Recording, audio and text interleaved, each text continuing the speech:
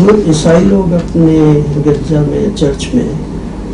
بت کے سامنے جھکتے ہیں، تصویروں کے سامنے جھکتے ہیں، یہ ایک عجیب سا مجھے لگتا ہے ان کا طرز عبادت حضرت عیسیٰ علیہ الصلوۃ والسلام کا ذاتی عجیب تو لگتا ہے، غلط لگتا ہے، عجیب کی وجہ سے نہیں، غلط لگتا ہے، حرام ہے جی۔ تو حضرت عیسیٰ علیہ السلام موحد تھے، ان کا طریقہ اپنا کیا تھا، یہ کیسے رائج ہو گئے ان میں؟ وہ کبھی کسی تصویر کے سامنے نہیں جھکے، انہوں نے کبھی کسی کو اپنے آپ کو سجدہ کرنے کا حکم نہیں دیا، کبھی اپنی ماں کی عبادت کا حکم نہیں دیا،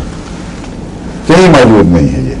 تو ان میں کیسے آ گیا یہ؟ ان سے پوچھیں، مجھ سے نہیں پوچھتے ہیں، جن کا جرم ہے ان کی یاد تو بھی کرو، پوچھا کرو ان سے، وہ تو بتاتے ہیں، وہ تو ناصر تو جب دلیل کے ہمارے پاس مطلب تم غلط کہہ رہے ہو،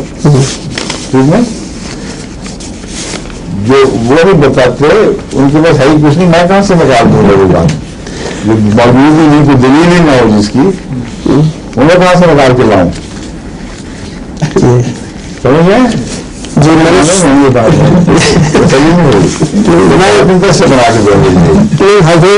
سمجھ رہا تھا کہ تاریخی کوئی بیک گراؤنڈ ان کو کنوینس کیا گیا کہ اس وجہ سے آپ پھسلے ہیں، وہی تو کنوینس کر رہے ہیں ہم کہ کوئی بھی دلیل تمہارے پاس نہیں، ہاتھ برہانہ تم صادق نہیں، یہ اس مضمون سے تعلق رکھنے والی بات ہے۔ قرآن کریم میں کئی دفعہ دلائل دیے کہ نہیں تو غلط کہتے، تو اصل بات یہ ہے، کئی جگہ کہتا ہے ہاتھوں برہانہ تم صادق نہیں، کوئی دلیل ہے تو نکال کے لا کے دکھا دو، نہیں ملتی۔ یہ وہ ہے کلیتاً دلائل سے محرومی کا مقام ہے ان کا،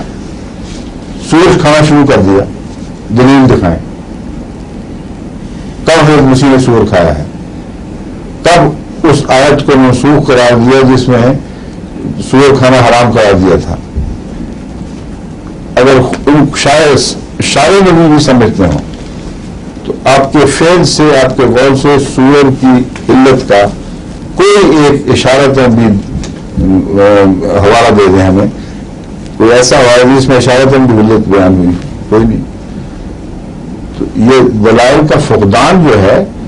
یہ سب سے بڑی دلیل ہوتی ہے، فرضی باتیں تو نے بنائی ہیں، اس کی کوئی حقیقت نہیں ہے۔